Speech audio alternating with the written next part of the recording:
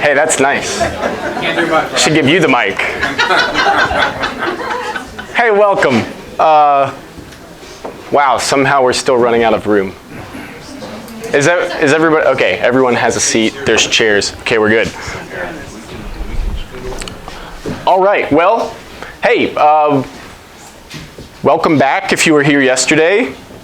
If you are here for the first time, equally welcome. Welcome to the course that we're calling Rational Foundations for a Christian Worldview.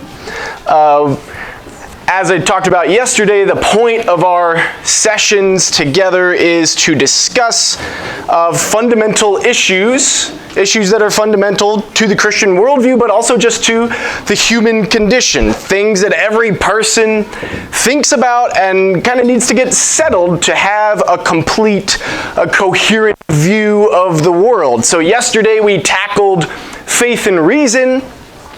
Today, the item on the agenda is the existence and nature of God. Tomorrow, we'll talk about why Christianity is right and all the other religions got it wrong. On the next day, problem of evil, and then Christianity and science. So we're trying to tackle these really general, important theological issues. The qualifier, as I said, is important, right? Rational foundations. We're trying to dig into not just what the Christian worldview has to say about these things, but why the Christian worldview says these things and why it's reasonable to believe them, right? So just a quick trip down memory lane, because I want you guys to have the previous sessions in mind as we keep moving forward. They're somewhat independent, but in some ways it builds. So remember, last time we talked about just the role of the mind in the life of faith. And we talked about the ancient Hebrew prayer, the Shema, right? The command to love God with your mind. And we just tried to talk about what that means and what that looks like. And the main thing I tried to impress upon you is the idea that real faith relies on reason. The kind of faith exemplified in the scriptures that Jesus calls his followers to actually requires you to engage your mind and use your rational faculties, right? So as we ended last time, I was trying to encourage you, when you talk to other people about your faith, do your best to convey a positive attitude towards reasoning, evidence, knowledge, truth, right? Christians are truth seekers. Christians are people who realize that they have God-given mental faculties and they want to use them for their design purpose. Am I good, Mark? Okay. So, today we're going to move to this topic of the existence and nature of God, and specifically proof of the existence and nature of God, right? So I kind of joked yesterday, okay, it's one thing to say that the life of Christian faith is infused with reason, but then you also gotta, be ready to walk the walk and put your money where your mouth is, right? And there should be no more basic question that you can answer rationally than just the basic question of whether God exists. Right? If we can't even get the existence of God on the table, we're going to have a lot of trouble establishing more complicated Christian precepts. Okay, so the topic today is proof of the existence of God, and sometimes I find it helpful to chart out the topic by way of a question, right? So like yesterday, you could have thought of the question as something like, what's the relationship between faith and reason? Or what's the role of reason in the life of faith? Today, simple question. Is there proof of the existence of God? And can we know what God is like? Is there proof of God's existence and God's nature? I think you'll find that a common attitude about this question is negative. A common answer is no.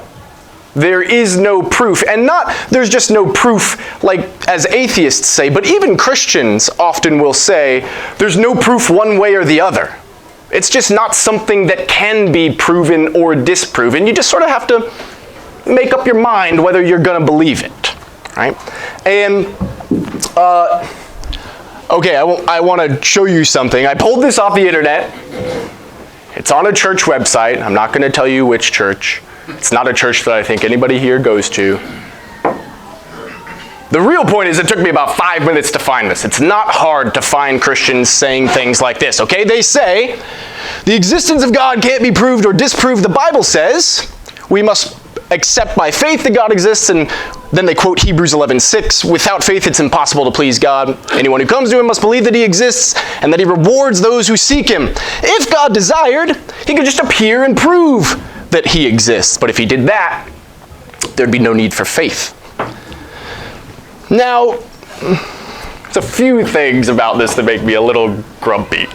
Yeah. One is there's some sloppy exegesis here, right? They say the Bible says we have to accept by faith that God exists, and then they quote a Bible verse that doesn't say that, right?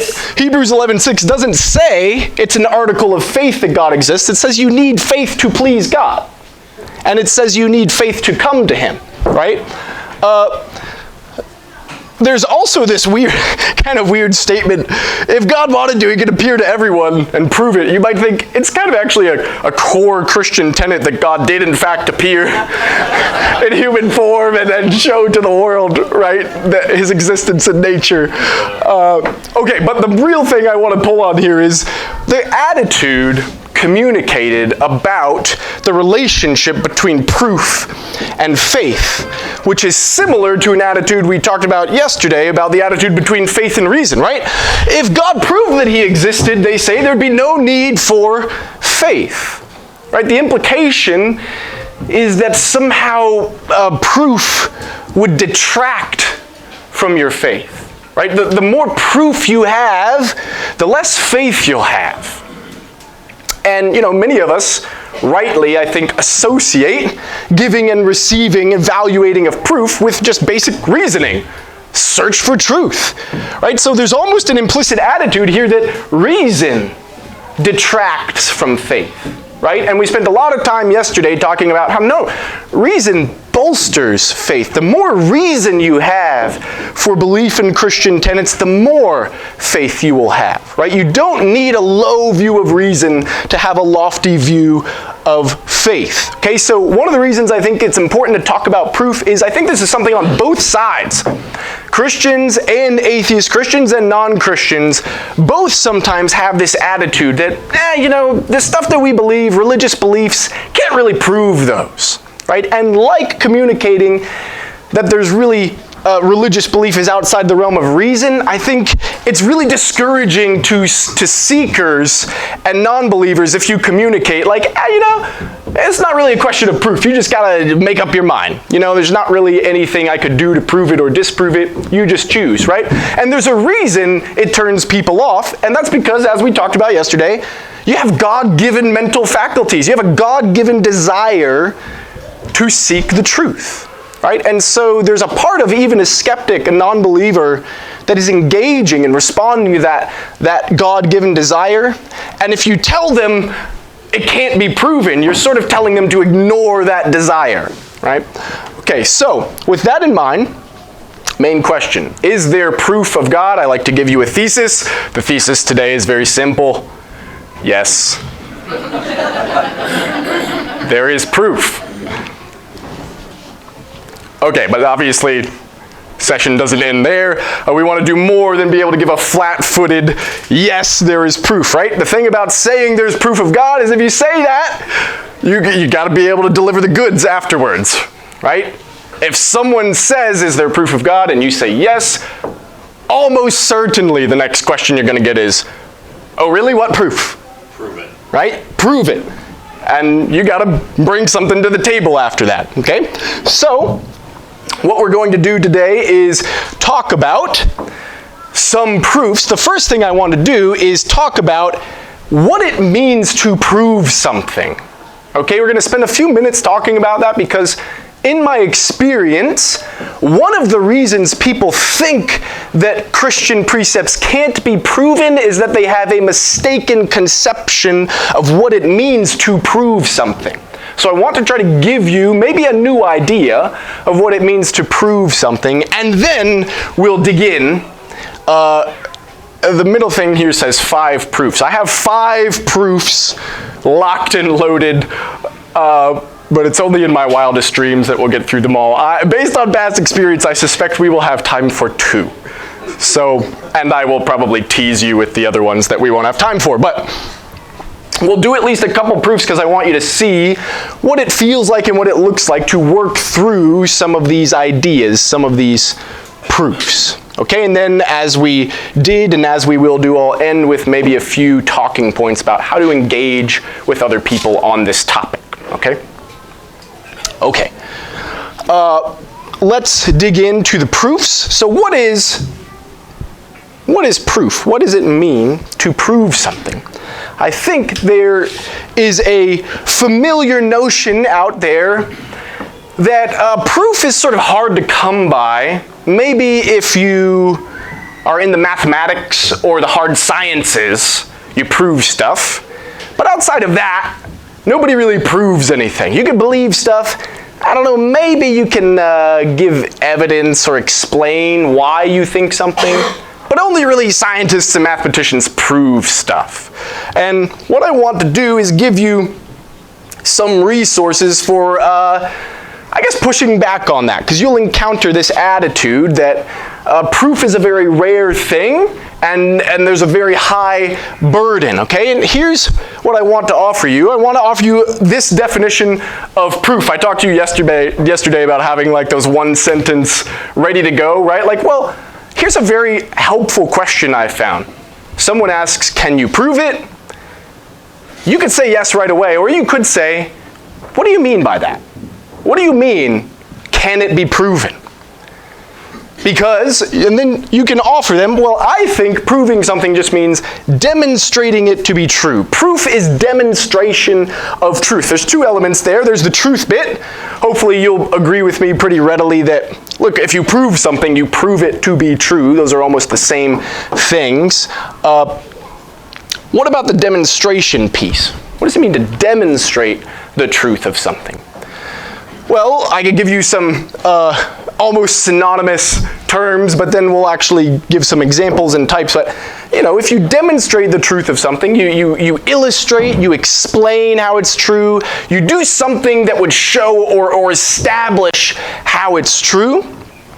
For example, even very simple truths, actually, since we were talking about mathematics, even very simple truths in mathematics have proofs. You may not know this, but there is a proof, for example, that 1 + 1 = 2. And it is astonishingly long. You might think that's a very simple item of mathematical fact, but there's actually a proof. And what mathematicians do is there are basic axioms of mathematics, and they take those axioms, and you can derive from those axioms the truth that 1 + 1 = 2. And that demonstration is a proof of the truth that 1 + 1 = 2, right? So that's what we're talking about. Something that you could show or illustrate that demonstrates something is true. So when we talk about proving the existence of God, we're talking about demonstrating that it's true, okay? Now, truth, demonstrations of truth can come in many forms, and I want to clarify the concept a little bit by putting 3 things out of your head. Here's what we're not doing, okay? When you prove something or demonstrate the truth of something, here are some things you're not doing. First, don't expect giving a proof to result in conviction or to result in convincing someone that it's true, right? I could give my 5-year-old daughter the proof for the Pythagorean theorem. Will it convince her? Probably not. She's got no idea what I'm talking about. She probably doesn't even have the intellectual capability to understand the theorem yet. But that doesn't mean I didn't give the proof. I gave the proof. I gave the demonstration of its truth. It just, she can't grasp it. It didn't persuade her. It didn't convince her. Right? So here's a lesson here, right? If someone says, well, I'm not convinced, that does not mean that you did not give the proof. Right? By similar token, proof doesn't always come with consensus. Now, there's a sense in which that's trivially true. If proof doesn't automatically convince, then obviously it also won't automatically produce consensus, widespread agreement, right? But here's a specific way I want you to think about that. A lot of the times we think that if there were proof, there would at least be consensus among experts. And I think even that's not true, right? To use an issue that's been settled for a long time, okay? Think about our proof of the heliocentric model of the universe, the sun-centered model, and how we shifted from the earth-centered, the geocentric model, right? Copernicus, Kepler, and others gathered some data, and they offered this competing explanation. Most of their contemporaries died, right, before they accepted the heliocentric model. Right? When Copernicus and Kepler's life was over, it was still a matter of controversy, even among the experts. But the proof was there, right? The proof was there. The same explanation we give today in a basic astronomy class is the explanation that they gave, okay? Finally, certainty. There's a misconception that if you prove something, then you've left no room for doubt. Right? You've established it 100% likely. No possibility of falsehood. Okay? And again, I think we'll see in just a minute, there are things that are worth calling proofs that don't do quite that. Okay? What are we doing then? Here's two different definitions I want to give you to just fill it in. There's something philosophers deal with that are called arguments. It's a technical term. It's not like, when you're angry and you're shouting at people. In philosophy, an argument is a series of premises leading to a conclusion, or a list of reasons for believing a conclusion. Okay, and a sound argument, that's a technical term. A sound argument is one where you have true premises that guarantee the conclusion. So you have true premises, and if the premises are true, then the conclusion must be true as well. Right? So you have this nice, airtight guarantee of the truth of the conclusion.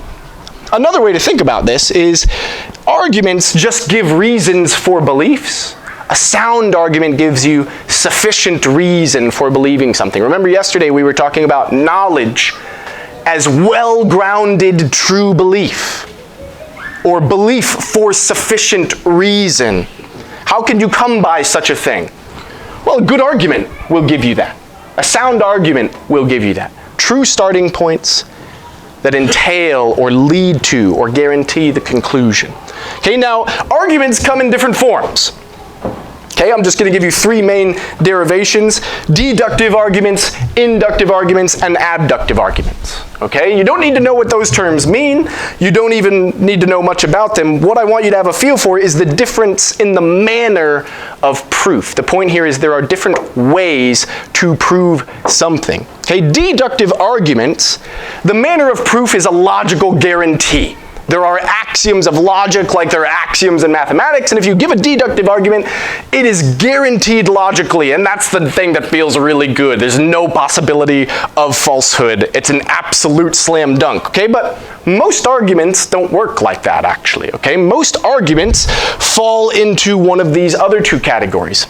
Inductive reasoning is a matter of probability. Okay, and I just said a moment ago, we're used to thinking of sciences as having carte blanche on proving things, but the sciences do not do logical guarantee. The sciences traffic mostly in probability. They gather data that raises the likelihood of a theorem or a hypothesis, and it's established to be proven when it's above a certain threshold. Right? If it's 99% true, well, are you really going to not believe it, right? The only rational option is to accept it, right? It's a kind of proof. It's kind of demonstration of truth. And also, what the sciences do is abductive reasoning, this thing called inference to the best explanation. And inference to the best explanation is your friend. You use it. This is the most common form of reasoning that you engage in, okay? I'll give you a quick example. Suppose you get home, and as you're walking up to your house, you notice that one of your windows is broken. Okay? Now, as you open the door, there are a bunch of live hypotheses, possible explanations. Maybe your imagination isn't quite as zany as mine, but there could have been a 200-mile-an-hour gust of wind that for no apparent reason just focused itself right at your window. I mean, if that happened, that would explain why your window is broken. There could be prankster aliens, that just decided they're going to mess with you while you were gone. They beam down, they bop your window over, they beam away. Right? If that were true, it would explain the brokenness of the window. Or, also like maybe there were some kids playing baseball and it got out of hand and the baseball goes through your window. That would also explain your window, right? Now, when you walk in the door, you go into your living room and you see on the floor a baseball, right? One of those explanations immediately rises to the top as the preferred explanation, right? What you're doing is you're gathering all the data. Okay, broken window, I live in a neighborhood with kids, baseball on the floor. What is the best explanation of all of that data?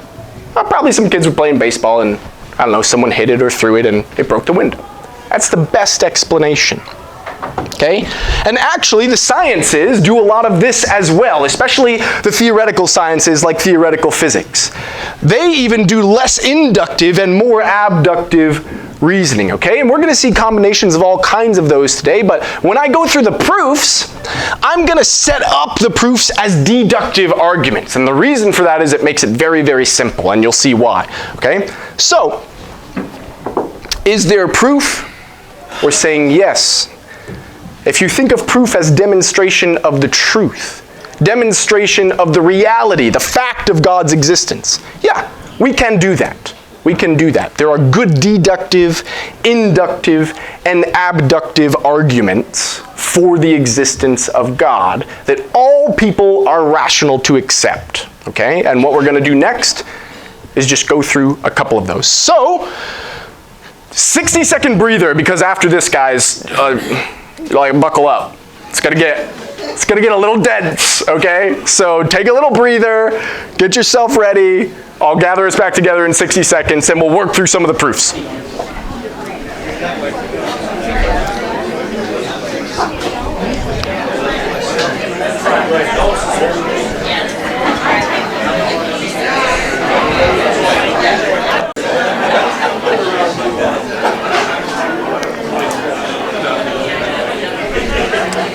Okay, like I said, I have 5 ready to go. We're just gonna start, see how far we get. I'm guessing 2, okay? I'm sorry, that sounds, maybe I just shouldn't tell you I have more than that. There are dozens, we could do dozens. We could do the whole week on proofs of the existence of God and still run out of time. So, I always like this verse when I'm thinking about proofs of the existence of God. Acts 1:3, talking about Jesus says, after the resurrection, he presented himself alive after his suffering, and by many convincing proofs was speaking to them about things concerning the kingdom of God. It's always helpful to remember, right? If you look in the scriptures, like we did yesterday with Paul, going and reasoning with the pagans out on Mars Hill, Jesus is in the proof-giving business. He walked around to people giving proofs. And if you follow the New Testament, if you follow the storyline of the Gospels, right? Jesus is always walking around trying to convince people of truths about the kingdom of God, right? And we're just following in those footsteps when we do this sort of thing. So, here we go. How do we do this? There are a lot of different kinds of arguments of the existence, for the existence of God. And actually, before we go, let me just say one word of encouragement. Like I just said, this stuff can get a little dense. There are levels to it, and we're really only going to scratch the surface in some ways. But if you don't walk out of here today feeling like, yes, I have mastered the cosmological argument, I'm ready to destroy the opposition, it's okay, right? I'm just hoping, like I said yesterday, to increase your confidence, right? To give you just a little bit more, to give you some tools that if the discussion came up, that you'd be in a little bit better position to handle it, okay? So don't be discouraged if some things don't sink in right away. Lots of people work their entire lifetimes on these things, okay? So there are depths to it. We're just going to get an introduction.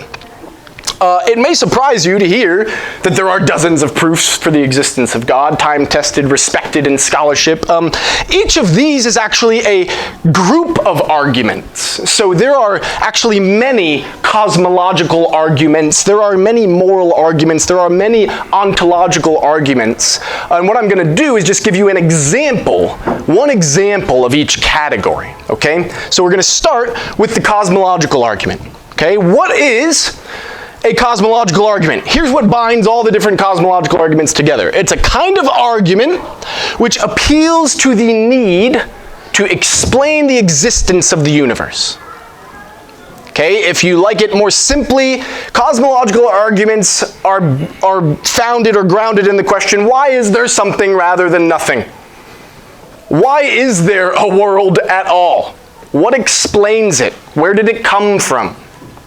Okay, and the cosmological argument is an argument that basically says, hey, if you keep pulling on that thread, you're going to find yourself with a theistic answer. The existence of God is the answer. It's the explanation. Right? And if you want, you can find some biblical inspiration for this in Romans 1, where Paul says that the eternal power, the divine attributes of God have been clearly seen, being understood through what has been made.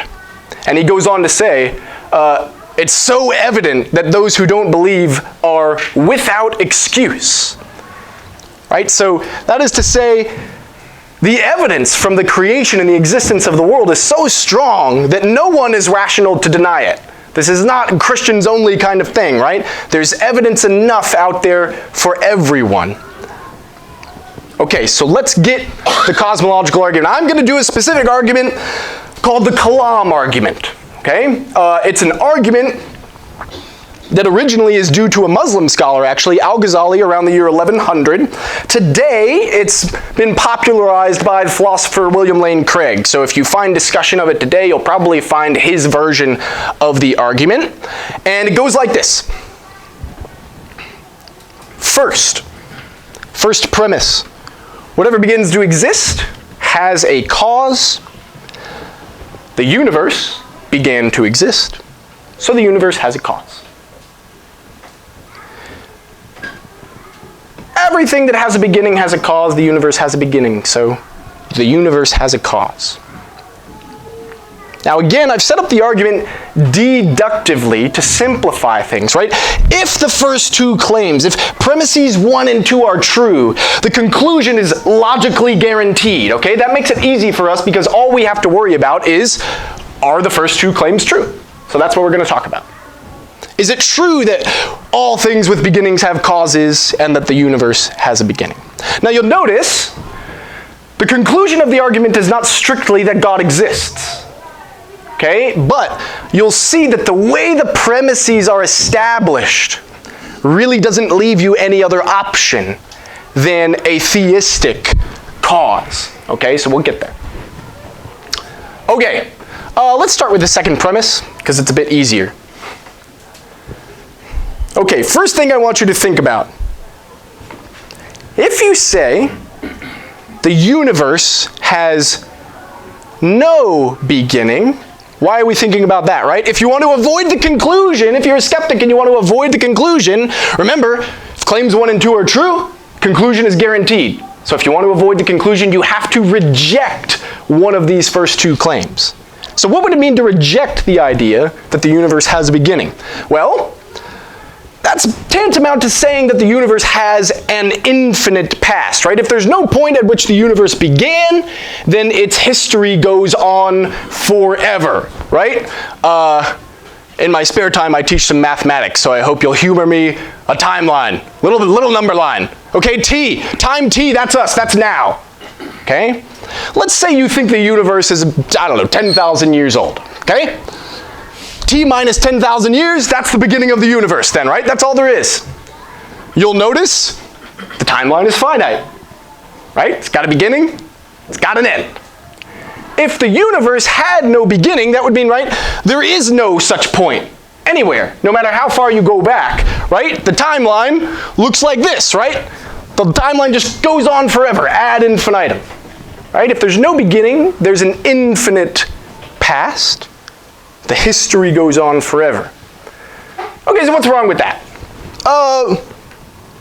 Just it leads to all kinds of philosophical and scientific absurdities, so no problem.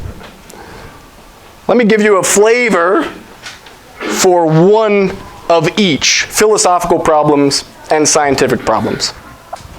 Okay, I want to give you a little puzzle due to Al-Ghazali himself, but it's based on some famous paradoxes from the Greek philosophers, okay? Here is Al-Ghazali's ingenious argument. If the history of the universe goes on forever, how much time is there between the past, the infinite past, and now? Infinite. Simple observation. An infinite amount of time cannot come to pass in a finite world. Al-Ghazali's clever observation was, if there's an infinite amount of history, the present moment could have never come. But here we are. Okay, so that might not be for you. You might be like, that's a cute little puzzle, but give me something better. Let's do something a little bit more scientific, okay? Standard cosmological theories. Does anybody know how old the mainstream scientific theories estimate the age of the universe to be? What was it? 13.7, 13.9 billion. Actually, there's a new meta-study now that suggests possibly 26.7, 27 billion. But here's the point. Okay, so it's a lot more than 6, 7, 10,000. Even if our best secular scientific theories are true, I hope you'll agree, 14 billion, 27 billion, big numbers, not infinite. Right? What's the point? Our best philosophical theories and our best scientific theories say that the universe is finite. Right? This is not a Christian dogma. This is something that all rational people should accept. Right? Whether you're on scientific or non-scientific grounds, you should believe that the universe has a beginning. Okay? So much for the second premise. For those reasons, you won't really find people denying this idea that the universe has a beginning. Right? But remember, it's a trap. If the first two premises are true, the conclusion is guaranteed. So now your only way to wriggle out, you gotta reject number one here. You have to say that some things with beginnings don't have causes. Okay? What about that idea? We're going to work with this idea, this well-known idea that there is no creation ex nihilo, right? No, something cannot come from nothing. I want to pause here because if you're clever and you're tracking with the thread, and you might get this question actually from someone who's a skeptic that is locked in. They might say, okay, everything has a cause, huh? How about God? What caused God? And of course, the implication is supposed to be, right, that, I don't know, there's some other God, or there's many gods, or whichever way you cut it, right? God isn't sort of the ultimate cause of the world that the cosmological argument is trying to set him up to be. But you'll notice, the first premise is phrased carefully. Whatever begins to exist has a cause. And of course, as Christian orthodoxy, that God is eternal. Right? God has no beginning. So in giving this argument, you do not set yourself up to have to explain what caused God or where God came from. Okay, God by definition on Christian orthodoxy has no beginning. So there is no burden of proof to establish that something caused God's existence. Okay, now with that out of the way, why think this? Why think that all things with beginnings have causes? Well, think about what it would be like if the opposite were true. I want you to use your imagination, and I want you to imagine, I'm going to use something fanciful so I know that you really are using your imagination. I want you to imagine a flying pink elephant materializing right behind me in 5 seconds. Okay, visualize. You probably think that couldn't happen. Or maybe you think like, I don't know if it's impossible, but it is so unlikely that you might as well say it's impossible. The question is, why? Why don't fanciful things like that happen? A very simple answer is, okay, it's a new room, but like, you're acquainted now. You look around the room, it's like, oh, well, this is nice. I can actually see all the way up to the rafters. There's like, I don't see anything in the room that could cause something like that. And I don't know of anything in the world, actually, that could cause something like that. And that would represent a change in the way things are. Right? We go from the room not containing this creature to containing this creature. That's a change. Very simple idea. There are no uncaused changes. Anytime things change, there's a cause of that change. Okay? And the coming into existence of something or some being is a change. So it's got to have a cause. If you deny this very intuitive principle, it becomes very hard to explain actually why flying pink elephants and other fanciful creatures don't just pop in and out of existence all the time. Right? The very simple explanation is the universe is more orderly than that. All things have causes. Right? All things that begin have causes, and that's why we experience the universe as stable and ordered, and we don't, it's not like the Avengers where people just disappear at the snap of a finger. Everything that begins has a cause, because all changes have causes. Or to put it even more simply, all effects have causes. Simple cause and effect. Right? And of course, by analogy, or by extending the reasoning, right, the universe is no exception. If we accept that the universe is finite, that means at some point it came into being. That's a change in the way things are. There must be a cause. Okay? So there you go. Whatever begins to exist has a cause. The universe began to exist, so the universe has a cause. Okay. Now here comes the important question, right? You might talk to someone who says, all right, I give. The universe has a cause. But that doesn't mean there's a God. Right? The cause could be anything. It could be like a primordial soup or something like that. Who knows what the ultimate cause is? Why think it's a God? This is where it gets a little bit more tricky, so stay with me, okay? I want you to think about the fact that the universe, the material universe, is, philosophers have this word contingent. It's contingent. It could have not existed. It didn't have to happen. After all, we just said it's finite, right? There was some state of things in which there was no material universe, and then there was. The material universe, especially the material universe as we know it, could have failed to exist.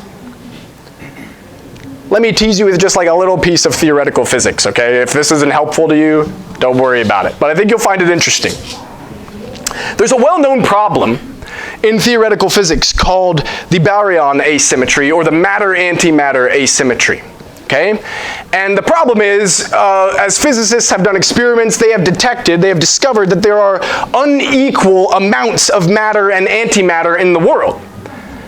And this should not have happened. All of our best physical theories assume that matter and antimatter always come together, and when they react, it results in something called annihilation, which is exactly what it sounds like.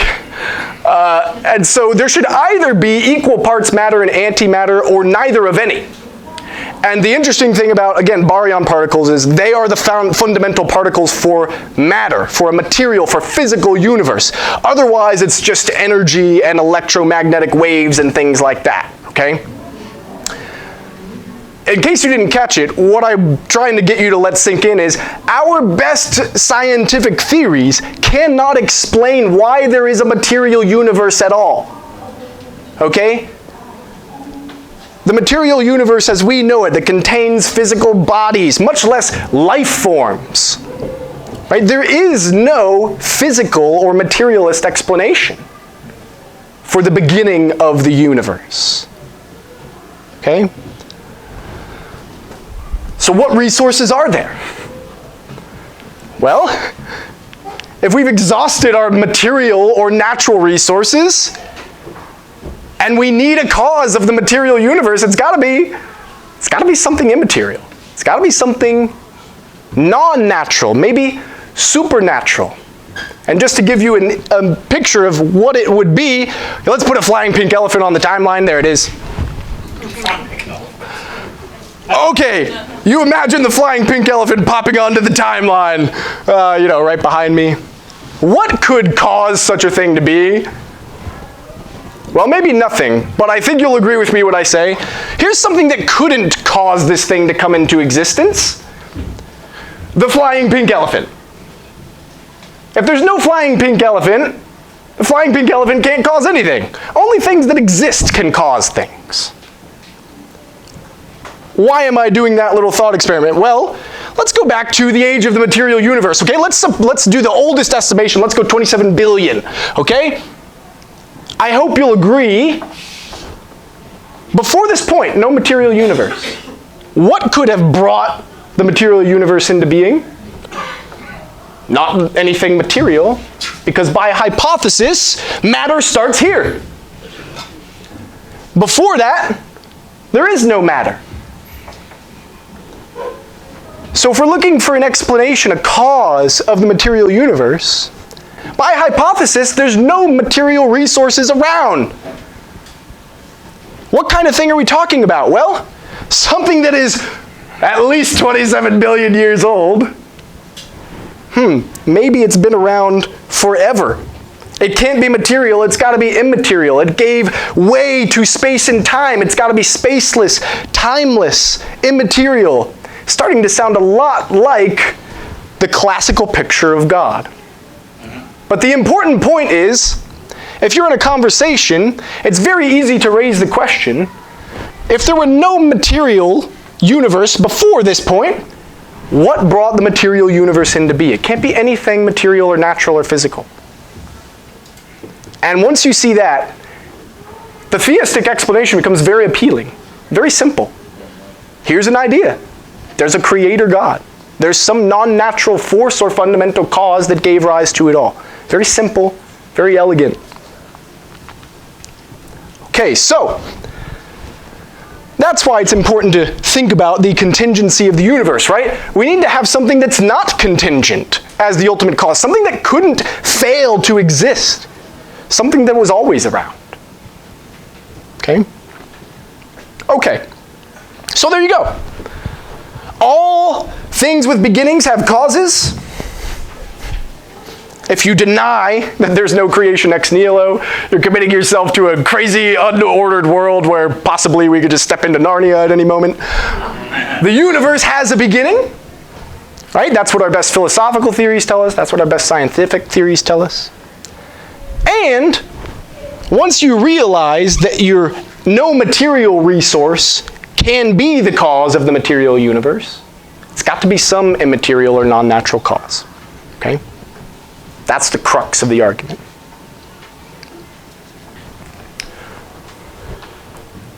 Okay, we're okay on time. We're okay on time. Let me supplement by saying there's another argument which we don't have time for. Okay, so I'm teasing you, sorry. There's a teleological argument, sometimes called the design argument, that is very nice to pair with the cosmological argument if you want to look into it, right? Because the teleological or the design argument gives you more clues as to what the creator or what the ultimate cause would be like, right? By pointing attention to the fact that the universe, and the earth in particular, seems finely tuned to allow for the existence of human life in a way that seems conspicuous. A very elegant explanation of why that is so is the creator is a person that wanted to set up the world in such a way that there could be other persons, image bearers. That's us. So these two things go very nicely together, but we don't have time for the teleological argument, okay? We're going to move to the moral argument, but I just hit you with a decent amount of stuff. So I think actually we can afford a couple minutes of break. Take a breather And I don't want there to be like an extended Q&A, but if you have like a burning question, or you need me to go back to something, we can do that after like a 1 or 2 minute break. So take a little break, see if you have any questions, and then we'll move on to the moral argument. Okay.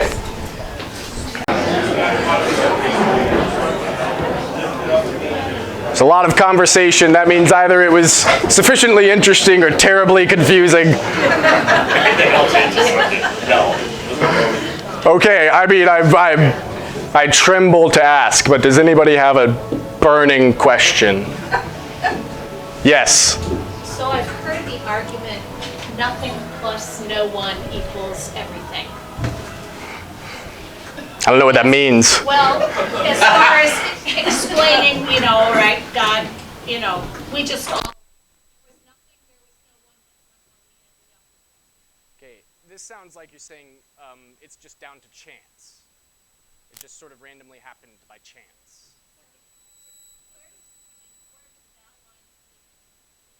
Oh, okay. I think a very simple response to that is saying that something happened by chance is tantamount to saying there is no explanation. And I just think that's not very satisfying. I think it's very intuitive that the universe must have some explanation. There must be some answer to the question where it came from. And saying it happened by chance is just another way of saying there is no explanation. We're just saying, nothing really per se brought it about. It just came about. In a way, you're just denying one of the premises in the argument. You're just saying there is no cause. So that would be my first move, is to say, what do you mean it happened by chance? Do you have any explanation? And then you get into a conversation about comparing theories and, my theory explains more things than yours does. Really standard practice in the sciences and philosophy, right? If my theory explains more data than yours, mine's better, right? So that would be my first move. Do you want to follow up? Okay. Are you satisfied? Yeah. Yeah. Well, that's what the argument drives you to, right? Either accept a theistic explanation or you have no explanation. And most people aren't satisfied with no explanation. Okay, one more. Yeah, I think so. I mean, it's a big file. Maybe. Remind me afterward. I will forget. Remind me afterwards. Yeah. I mean, I had a great question up here about the multiverse. So, I mean, there could be questions. Let me just say, but we got to move on. Okay. It might be more complicated than that. Wait till Friday.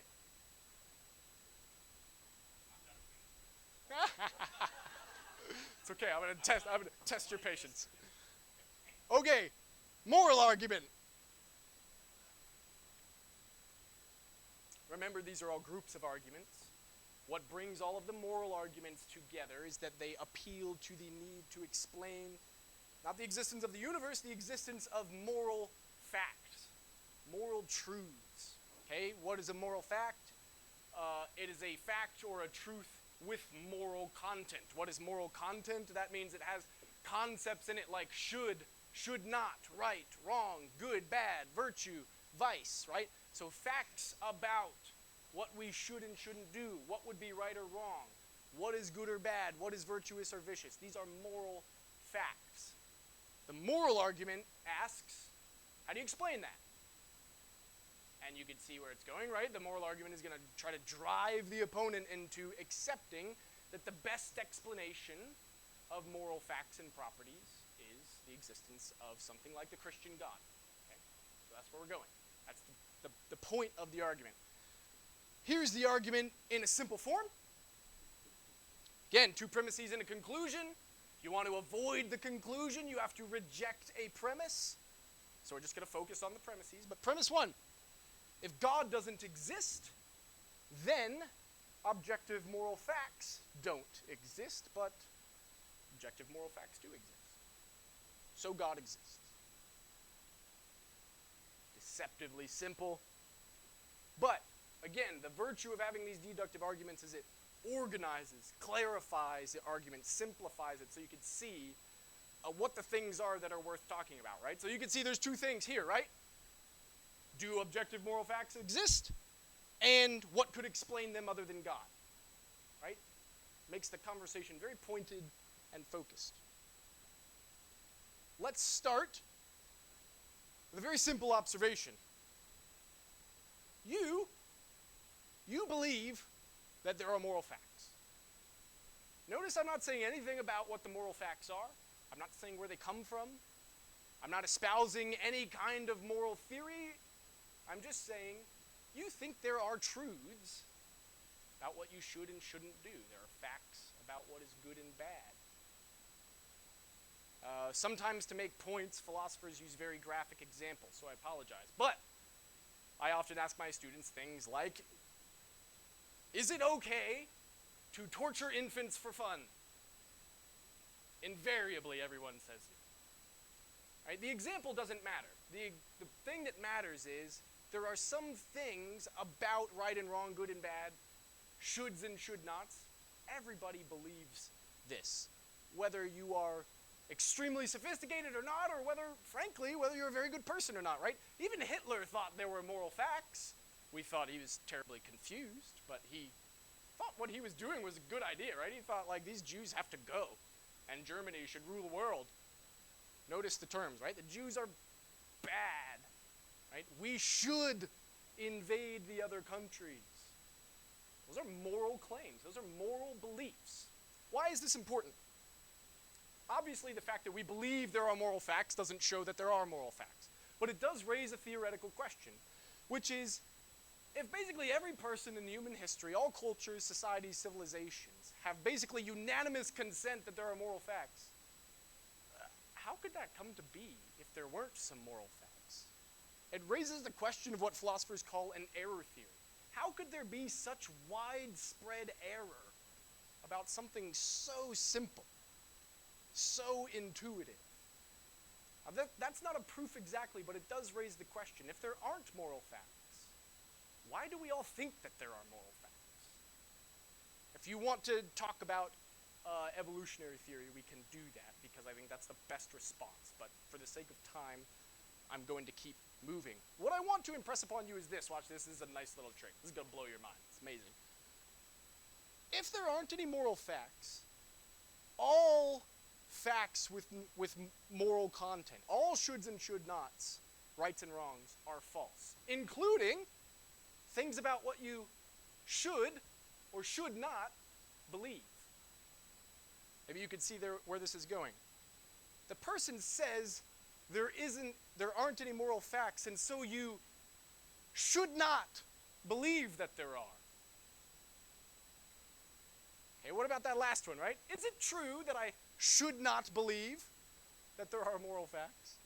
You see, it can't be true that I shouldn't believe that there are moral facts if there aren't any moral facts, because there are no truths about what I should or should not believe. So actually, denying that there are claims about shoulds and should nots very quickly threatens to be self-defeating or self-undermining. Okay? That's a nice little trick. That's free.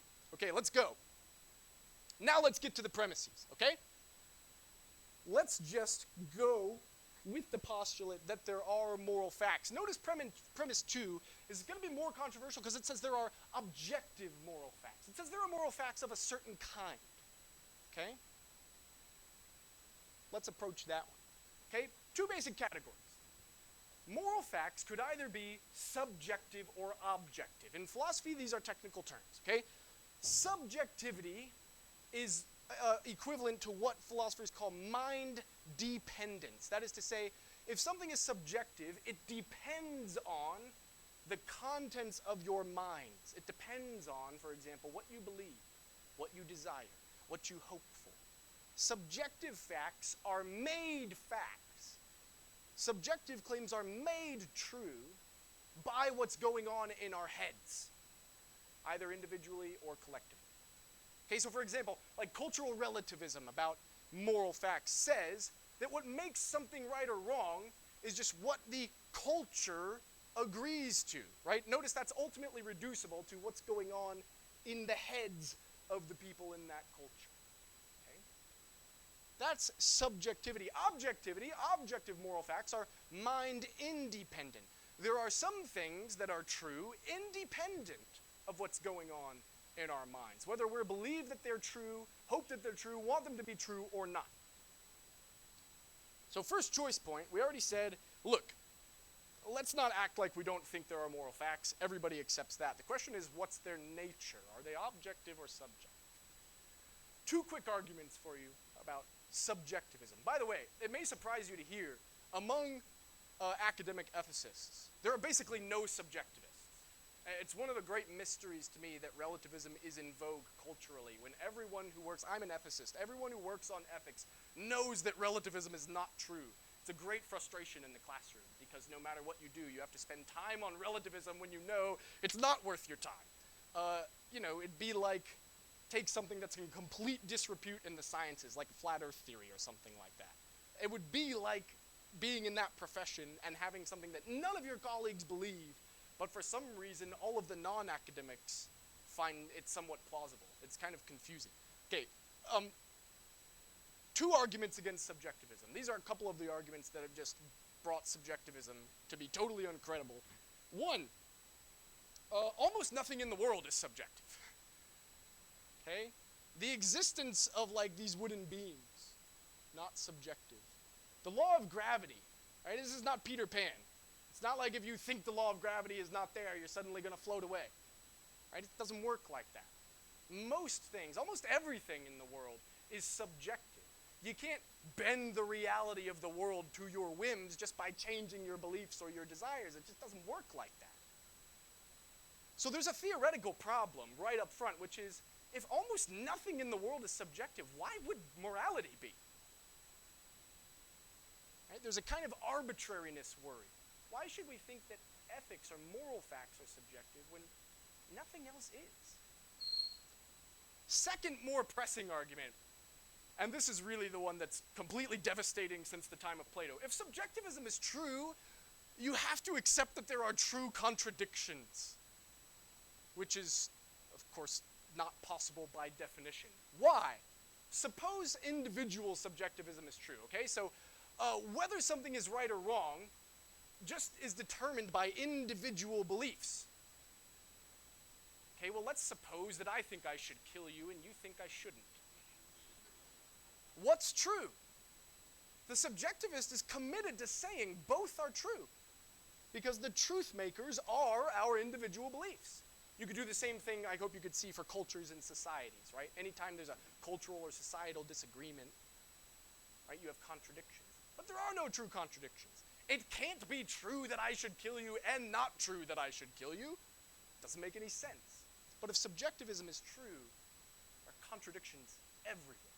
And that's really the most powerful argument, like I said, since the time of Plato that has brought subjectivism into disrepute. Okay? So, look, we made it really simple. You have two choices, two camps.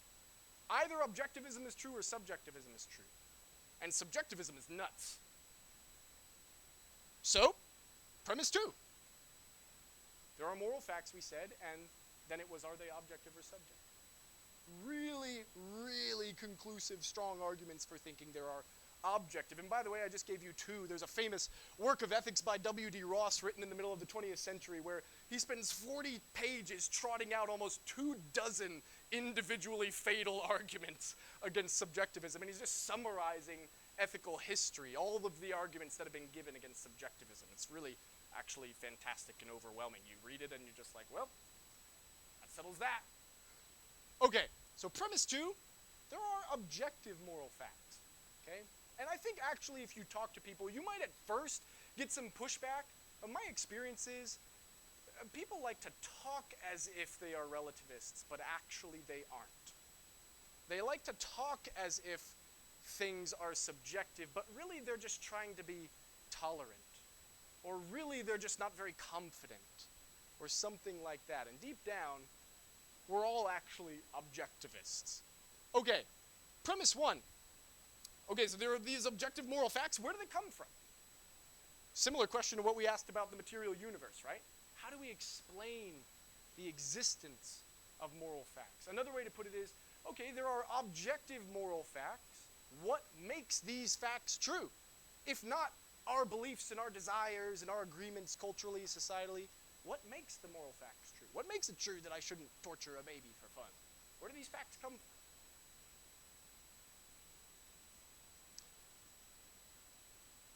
I think most people find it very intuitive, actually, that moral facts can't be natural facts or physical facts, material facts. Okay? But think about it. All natural things, all physical or material things, are at least in principle perceptible. That is, we can get at them through the senses. Okay? And I say in principle for good reason, right? So if I said, like, can you see atoms? You'd say no, but like in principle, they're perceptible. We just need some equipment that will augment the powers of our eyes, right? And actually, even still then, not sure it's quite right to say that you can see atoms, but you can get physical evidence of their existence, okay? Moral properties are just not like that. You're not going to look under a microscope and be like, oh yeah, like there's the little bits of virtue. Or like if you like got Hitler's brain and sliced it open and looked at it, it's not like, oh yeah, there's all the evil. Like you're not going to see it physically, materially. It's not something, just, they're not those kinds of things. But material things are like that. Right? The natural world, at least in principle, is accessible through the senses. Moral facts we know a different way. We know sort of just by our minds alone. Okay? So moral facts and features aren't natural. And here's just a very intuitive principle. If the moral facts are non-natural, then their source must be non-natural as well. Again, just to fill in the picture, if you think about the whole scope of the universe, what is out there? I mean, mostly it's dirt and air. It's just as Democritus said, atoms and void. There's nothing right or wrong, should or should not, virtuous or vicious about any of that. There's nothing moral about planets or space. But we know there are moral facts, for example, moral laws, you could say, that govern our behavior. And they're non-natural. Intuitively, their source must also be non-natural. Similarly to how we were just talking about the existence of the material universe. Once you see that the source of moral facts couldn't be anything material or natural, well, you start thinking, what are my non-natural resources? What are my non-physical, immaterial explanatory resources? Right? And a very elegant solution is, well, where do these moral laws come from? Maybe a supreme lawgiver. Right? Very elegant explanation. Maybe there's a God with a perfect character and the moral facts emanate from his character. But at the very least, like with the cosmological argument, the moral argument can get you to a point where you can say, there is no natural explanation for the moral facts. So tell me what your explanation is. Where do they come from? What makes them true? And you could say, I have a pretty elegant and satisfying explanation. What's your explanation? Okay. Like I said previously with the cosmological argument, it's very natural to dovetail the moral argument with the existential argument, which is another one I'm purely teasing you with because we don't have time. The existential argument is all about the meaning of life, this unshakable feeling that life has purpose and sort of intrinsic significance. And the question is just similarly, where does that come from? Where does the meaningfulness of human life come from? And it's easy to connect to the moral argument because it all has to do with values. Another way to put the question is, what makes it true that human life has value? What makes it true that your life matters? You could see how you could pair that with the moral argument. Most people find it very intuitive that their life matters, which is why most people don't end their lives right now, right? They think it's important that they keep going on, but why? What gives your life value? Where do the values come from? Okay? So we don't have time for that. But you can ask me about that later if you want. Okay. It's 11:40. Okay, 10 more minutes. 10 more minutes. Oh, we don't have time. This is my favorite one. We don't have time for it. Go. Go. Okay. I said earlier there are actually dozens of proofs, and like I'm just putting these up here to show you like there are whole categories of proof that I haven't even told you about yet. Like practical arguments, like for example Pascal's wager, which is very fun. Epistemic arguments. Why is it that when we use our rational faculties properly, we end up with the truth most of the time? That's a kind of conspicuous thing about the world. Why don't we get it wrong most of the time? But there are many, many more that we just don't have time for. And what I want to do is move now to the last section, points of persuasion. I want to give you 3 things to think about. What does it actually look like to do this? Okay? And again, like I said, obviously you don't have to be able to do it, to go through an argument like I just did. That's okay. The important thing is being able to sort of frame a conversation in the right way, ask the right questions, and, humbly give your answer. But 3 things. First, have some confidence. These things might seem technical or maybe overwhelming or tricky, and like I said, it can get hard very quickly, but I think you can take some comfort in what I say here is, take comfort in your knowledge of the truth, but also there's sort of a you're in good company thing I want to impress upon you here, okay? Something that has become a widespread conception is that sort of all the smart people are on team atheism. And for the life of me, I don't know how that happened, because if you look at the intellectual history of all of these different arguments for the existence of God, I mean, it is all the heavy hitters in intellectual history, right? The ancients like Plato and Aristotle, in the scholastic period like Anselm, Aquinas.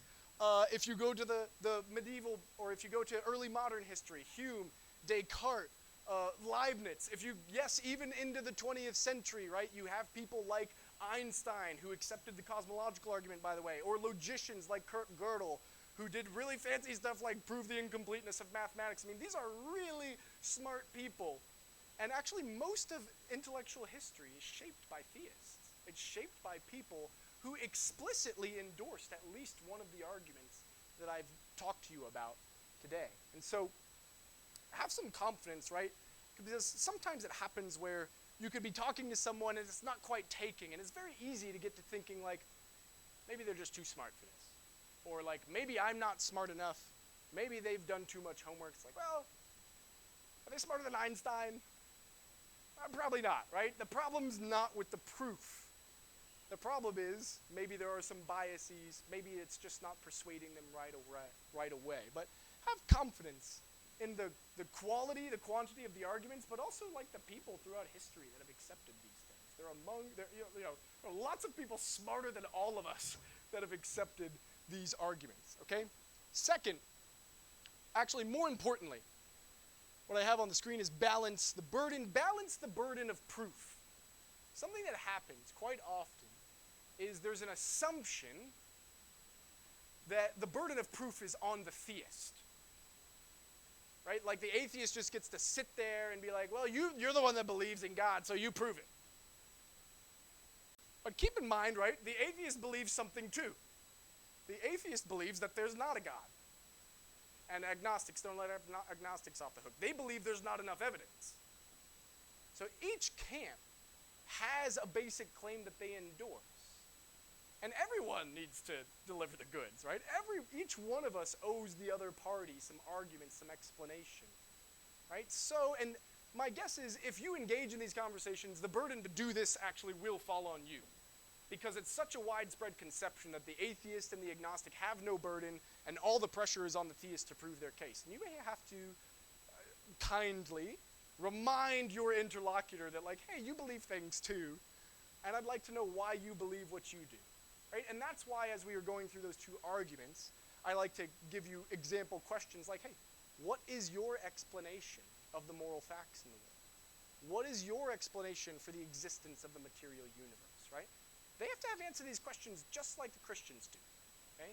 So, keep the burden of proof balanced. All the pressure is not on you, right? The theist shouldn't always be on the defensive. Lastly, this cliche, to know your audience. But I mean something specific by that. Maybe you can already see, just in the two arguments that we went through, I'd be more suited for probably different kinds of people, right? Like, my experience, the cosmological argument hits pretty well with people who are scientifically minded, because they start thinking about cosmology and what like physical and evolutionary theory has told us, and they're starting to wonder, why can't that just explain everything that I think about the world? And the cosmological argument is very useful for that kind of person. The moral argument is useful for someone who has deep moral convictions, right? And just finds it unshakable that there are moral truths, and then you get to ask them, where do those things come from? Right? So the questions you ask can be tailored to the kind of person that you're talking to, and if you don't know anything about them, my advice is just start with the one that you like best. Like, just say like, hey, here's why I'm a Christian, or here's an argument I find persuasive. What do you think about this? Right? Okay.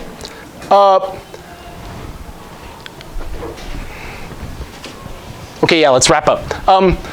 As a reminder, we started by talking about the idea of proof, right? One thing that I think is important, and I don't want it to get lost in all the like deep dive we just did into the proofs themselves, right? Remember, proof just means demonstration of truth.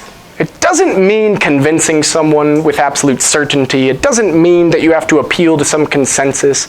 It really just means you have a good argument. That's all it means. So the question, is there proof of the existence of God, is really just the question, are there good arguments for the existence of God? And the answer to that question is, yeah, there are lots of those. In fact, there are way more of those than there are of the opposite. People are usually surprised to hear me say this, but there are, like I've said, depending on how you count, 2 or 3 dozen academically respected arguments for theism, and depending on how you count, 1, maybe 2 or 3 arguments against. And most people are surprised to hear that. I mean, there's way more ammunition here for the theist than there is for the atheist. It's just that most people don't know about it. So is there proof? Remember, that question is just like, is there good arguments? Are there good arguments? And you can say, yeah, there are a lot of them. And you may mess it up, you may fumble through an argument, but like, the important thing is like, yeah, I don't believe things for no reason. There's proof, and like, I got some questions for you. All the questions don't have to be for me. Okay, I'm gonna stop there. As I did yesterday, I will stick around. I know some people have to go to other things at noon, so I want to give you some margin to do that. Last time, people just ended up coming up and asking me questions. I don't know what to do, because if we let people out, then like it's noisy and it's hard for everybody to hear the discussion. Does anybody have a really good idea? Do you have a good idea? No, I don't. No good ideas, oh no. Your hand is up. I got a question. You have a burning question. Okay, one burning question, and then we'll end, and if you have questions after that, just come talk to me. Yes? I like your moral objective truth argument. It's so good, and I think we can all observe moral fact in our modern history. Where I struggle, and maybe I need help with, is moral fact universal throughout history and culture? In other words, go back before Israel, before the law. That's where I don't have any confidence in saying that it's a universal fact outside of modern history. Does that make sense? Yes, I think I understand the question. 2 things. I'll give you 2 angles. Hopefully one of them is helpful. First thing, this is a little bit more technical, but there's a difference between saying that there are objective moral facts and saying that there are universal moral facts. Okay? What we need for this argument to go through is that the moral facts are not subjective. They're established objectively, just like, for example, the truths of science. To say they're universal is to say they're true always and everywhere. Okay? So, for example, just think about like God's covenant with Israel. Are we bound by Levitical law now? We don't think so, but those things were true objectively in that scenario. Doesn't mean they were true worldwide for everyone always. Right? So I think what you need for the moral argument is objectivity, not universality. And universality is much harder to establish. Okay? There's one thing. So objective for that culture in that time and place. They had an objective moral fact. They had objective moral facts governing them because of the covenant they had with God. It's an objective fact for them because of their... Babylon or Assyria, any other ancient civilization. Yeah, and just like you don't think you think you can shave your beard now, right? It's like, second thing, I think there's an implicit relativism hiding in your question, actually, because I think there's an implicit relativism in the idea that, like, well, what if like some long time ago people did things differently? Am I right? Yeah. Yeah, so what you're implicitly accepting there is that, like, if there was another civilization or world or time where their moral beliefs were different, or their moral practices were different, that somehow threatens the objectivity of moral facts. I think the right thing to say there is, like, no, that would be subjectivism, to say that, like, the moral standards were different just because their beliefs or practices were different. Right? So I think you just give the same argument, actually, against that thought. Torturing babies for fun is wrong 10,000 years ago. It's wrong now. It's wrong for maybe everyone always, but it's not subjective. So the possibility of other cultures or standards, beliefs, there's a difference between saying people have different moral beliefs and saying that the moral facts themselves have changed. Is that helpful? Okay.